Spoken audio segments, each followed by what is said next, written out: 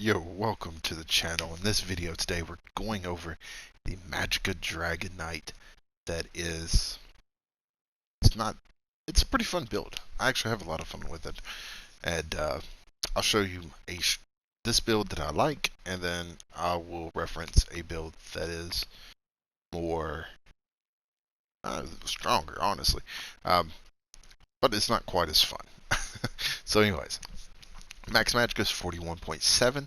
Our magic recovery is 835, which is relatively low, but on a mag DK or on a DK in general, we get a lot of resources back from just using our ultimate and pots, and done correctly, which will take some practice. You really don't need that extra, that recovery is okay. So max health is 17.8. Our spell damage unbuffed is 2.1, and our spell crit is 49.7, right up under that 50% mark. We have 64 points into Magicka. And keep in mind, I am a Briton, so depending on your race, you may want to adjust your HP.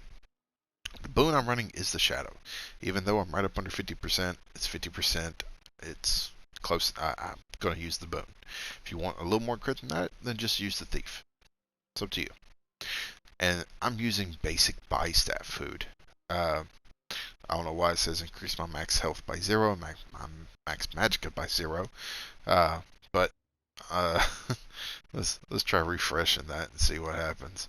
Oh, that's weird, but it gives me a little bit. It gives me 5,395 health, and my max magicka is 4.9. Now, if you wanted to, you can use Witch Mothers, but your health will drop to around 4k. Your recovery will go up to around 1200, which if that's where you're more comfortable at, fine.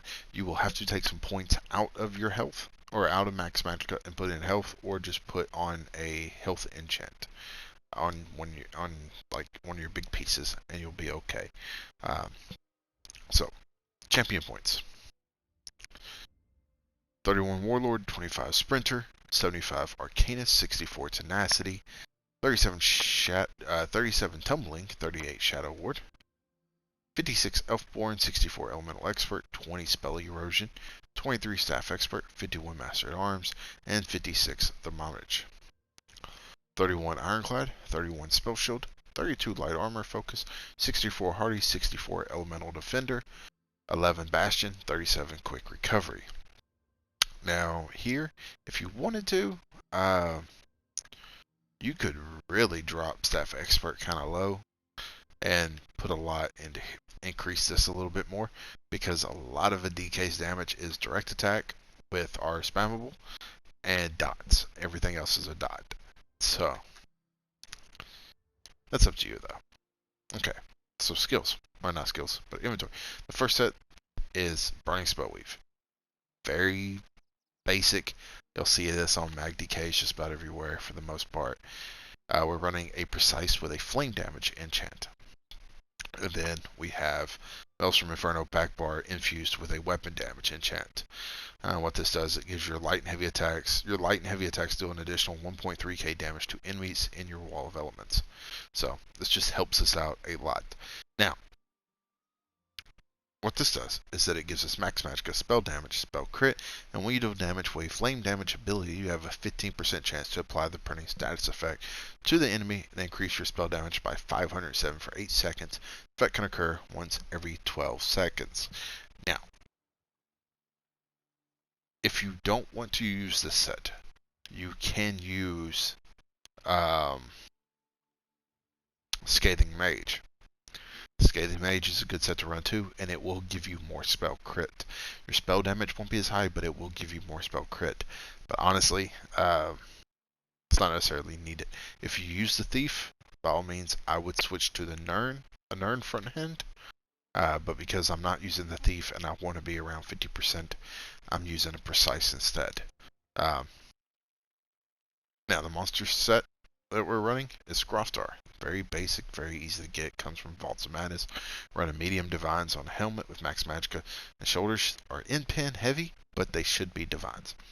You do want to shoot for Divines with max magicka. And what Graftar is going to do for us is it's going to give us Max Magicka, and when you deal damage, you have a 10% chance to create a lava pool that swirls around you, dealing 2.3k flame damage to all enemies within 8 meters of you every 1 second for 5 seconds. This effect can occur every 10 seconds. So, 5 seconds up, 5 seconds down. Or basic, you know, it might be down a little longer than 5 seconds, just depends on your luck. Graftar comes from Vaults of Madness. If you don't have it and don't want to run it, you can run Elabrus. It gives you Max Magicka as well. And what this does is that basically when you deal flame damage, you have a 33% chance to summon a meteor shower of that damage type that deals 2.7k damage to all enemies within 4 meters every 1 second for 5 seconds. Or Maw of the Infernal. It gives you Max Magicka when you deal damage with a light or heavy attack. You have a 33% chance to summon a fire breathing Daedroth for 15 seconds. Daedroth attacks deals 5.1k flame damage and alternate between Fire Breath, Fire Jaws, and Jag Claw, which alternate once every 2 seconds. The Daedroth can only be summoned once every 15 seconds. And then, of course, you have Valkynscoria and Zons. Valkynscoria gives you Spell Pin, and when you deal damage with a damage over time effect, you have an 8% chance to summon a meteor that deals 12k flame damage to the target and 4.6k flame damage to all other enemies within 5 meters. Effect can occur once every 5 seconds. And then Zons gives you Spell Crit, and when you damage a nearby enemy with a light or heavy attack, you have a 33% chance to create a beam of fire that will connect you to your enemy. The beam deals 2.7k flame damage every 1 second to your enemy for 6 seconds. Every second the damage increases by 100%. The beam is broken if the enemy moves 8 meters away from you. The effect can occur every 18 seconds. Now, personally, I like Valkynscoria, Zons, and Graftar on Magicka. These two can be kind of hard to get. These are probably the easiest to get out of the group, starting with Elabrus and Maw, and then Vaults of Madness. Those would probably be the easiest. Skullcaller can be difficult, and same thing with City of Ash 2. So you just pick whichever one you like better, and you go with it. You stick with it. Me personally, because you are so close to the boss, I like Graftar, and but if you're a little more ranged, if you have to be a little further back, Elabrus and Scoria could be really good. Same thing with Daedroth. But because I am so close with this setup, honestly, the Daedroth butt just kind of gets away and blocks my vision. He's kind of big, so it blocks my vision, but this is probably the best one to go with, and especially if you use range. And we'll go over that shortly on how you can't go from being up close to range. So, now, the second 5-piece set is a little weird, but I want to show this set some love, so I tried it out because I had it in my inventory, or in my bank, and I actually had quite fun with it. It was really interesting to see. And it's Flame Blossom. This comes from Bloodroot Forge. And all it does, it gives you Max Magicka, Spell Damage, Spell Pin, and when you do damage, you have a 10% chance to summon a line of flame that moves forward after 1 second, dealing 10.5k flame damage to any enemy in its path. This effect can occur once every 10 seconds. So, it's every 10 seconds, you're going to deal this flame damage. It goes off quite a bit because we have a ton of dots. And those dots essentially is going to, you're going to have your Wall of Elements, you're going to have your Eruption down, you're going to have your Claw, your Breath, Flames of Oblivion.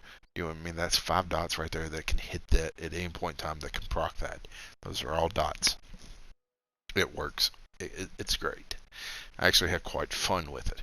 Now we're running it on the body, Divines, Waste Divines, and then we're running Burning Spell Weave here, Divines, all with Max Magicka, and then we're running Flame Blossom Jewelry, all with Spell Damage Enchant. Now if you want to run this, Flame Blossom would probably be the easier to get on the body, and then just get Burning Spell Weave Jewelry. Burning Spell Weave comes from City of Ash 1. It's a really easy dungeon to run on Vet. You won't really have any difficulty. But Burning Spell Weave would be the easier one to get. Now, if you don't want to run Flame Blossom, if you don't, get Robes of Mother Sorrow.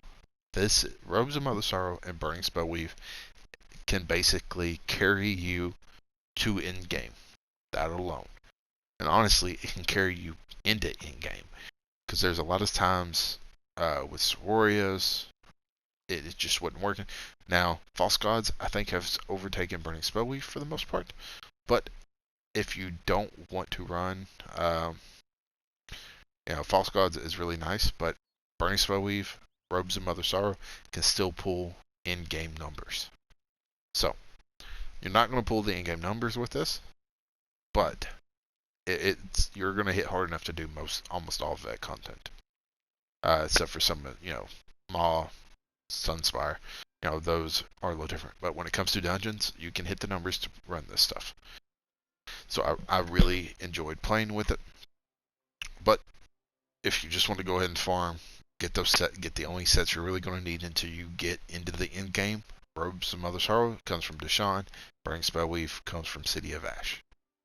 That's it. And you can just carry that into end game. You can use those to get your Scoria, your Zons, Maw, whatever it is that you want to run with it. You can straight through. Now, of course, Bloodthirsty on the jewelry will do a lot more damage. I would go 1 infused, 2 Bloodthirsty. That's just me personally. The rest is up to you.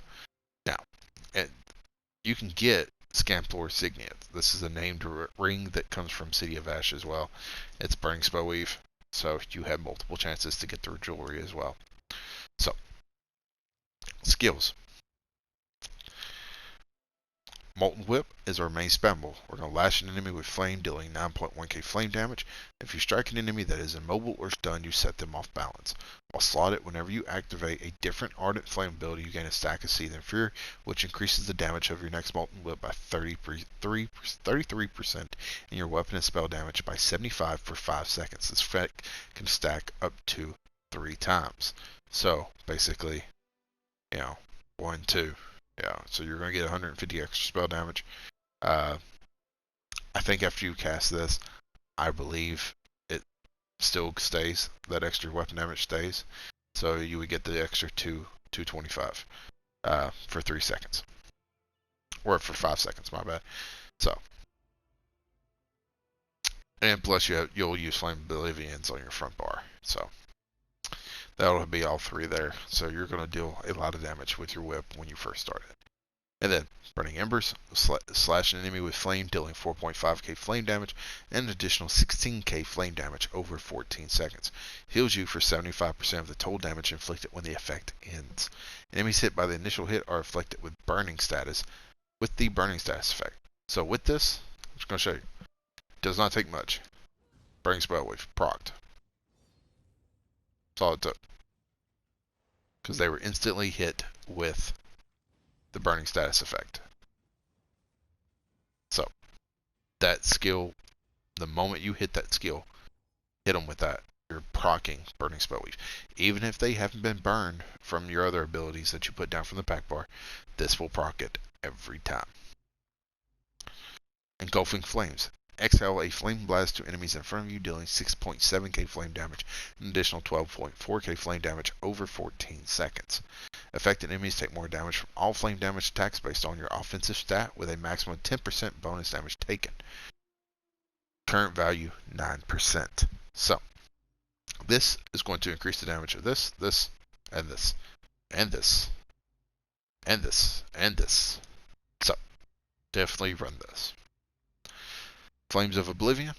Activate an aura of flames, which launch a fireball at 2 enemies every 5 seconds, dealing 7k flame damage. While slotted, you gain Major Prophecy and Major Savagery, increasing your spell and weapon critical rating by 2.1. Ability scales off your highest stat. Now, the Major Savagery and stuff like that, we're running Inner Light here, so it's not really going to affect that. Basically, while slotted, your max magic is increased by 5%, and you gain Major Prophecy, increasing your spell critical rating by 2.1k. It's there. This is pretty standard on any Magicka setup to have this on your front bar. And then we have Fire Rage. Create a Catalytic Storm. At the target location, it builds for 2 seconds and lay waste to all enemies in the area, dealing 10.3k flame damage every 1 second for 7 seconds. That's it. That's all it is. Very strong. But we're not going to use this ultimate as much. If you have trash pools, by all means use it. But for the most part, we're going to use the ultimate on the back bar when we get going.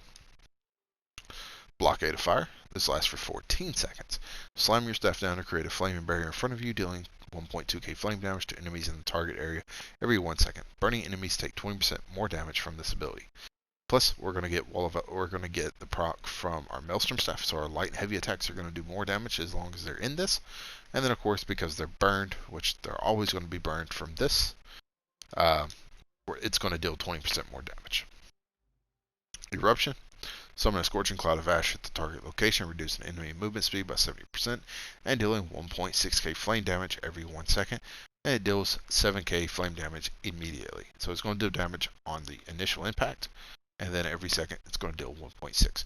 Of course, that damage is going to be more based on engulfing flames, because engulfing flames is going to cause them to take more damage from flame damage attacks. So then we have channel acceleration here. Then time and space around you to gain major expedition for 12 seconds and minor force for 36. If you don't have this, just use Trap Beast, morph it into Rearming Trap. It's going to last for 16 seconds. It's going to consume stamina, and you're going to be right there. But I like channel acceleration. It comes from the Sigil line. You got to get into, you do the little starting quest you get from Razumdar and Somerset, and it takes you into Artaeum, which will allow you to get the skull and start your Sigil line. It's tedious, yes, I understand, but it is well worth doing it. So, and then on the back bar we have Inner Light again. Oh wait, I think I skipped one. Molten Ornaments here.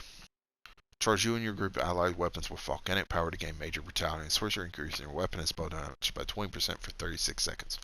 Your own damage with heavy attacks is increased by 50% while active. Sometimes, for whatever reason, maybe you spaced out, or maybe you just didn't time your pods and your ultimate correctly. You might run low on resources. You can just heavy attack and you get quite a bit back, plus it deals a lot of damage. So, but if you have spell power pots, or if you don't think your group is running them, you're running with some lower players and you want to just kind of help them out as well, this will help the group out. If you find yourself needing a shield, you can either take this off or you can take this off. But either way, the rest of these moves on the back needs to stay. That's just me personally. Or you can take this off, put Flames of Oblivion on your back bar, and put a shield on your front bar if that's what you want to do. Now, this will be the main ultimate you use just about every time.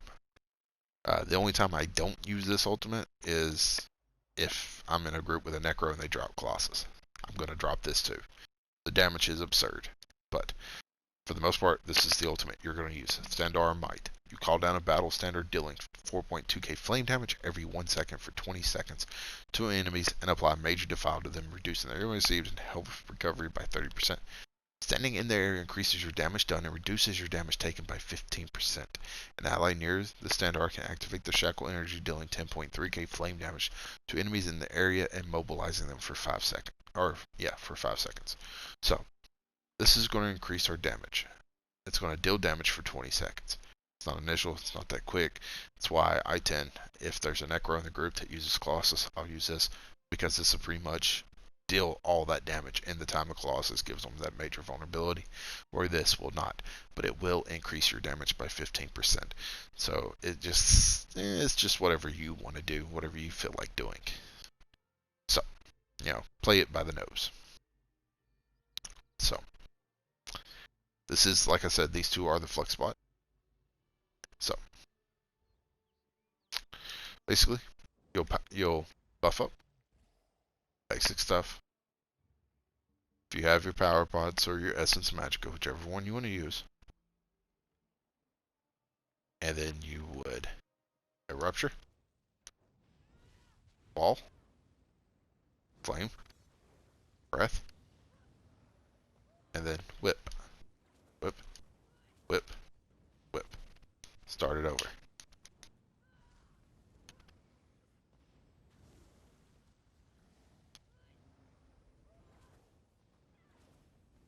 Using ultimates, just like that. Very easy, very quick. Drop your Standar Might when you can. I would never.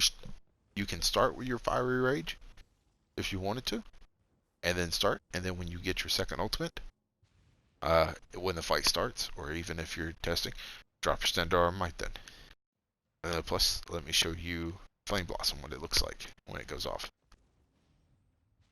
Oh, there it goes. boom. You just see it take off. And it goes pretty far. I really like it. As you can see, Grafstar is not that hard to proc either. But you'll see the fire build up around your feet and then shoot out. I don't know why. I just like the effect. It's kind of like the Mad Tinker version, but for flames instead of shock damage. And this set won't make tanks mad because they don't become CC'd. So tanks can still pull in or do whatever. So, but yeah, that is a nice little fun build for DKs. And like I said previously, if you just want to farm a couple of sets to basically just be able to ride it in game, get your burning spell weave jewelry, staff, and then Mother Sorrow body pieces, and you'll be able to ride that all the way to end game if you choose to. Or you can get if you just want to farm it on normal, get your burning spell weave staff, get your divines body pieces, just get those in divines, and then get your Mother Sorrow jewelry, which you can farm at Dolmen's and Deshawn. No problem. And then you're good to go. You're pretty much good to go until end game. So, I hope you enjoy it. If you want to see more casual builds like this in the future, don't forget to subscribe. And as always, have a nice night or day, depending on when you're watching this.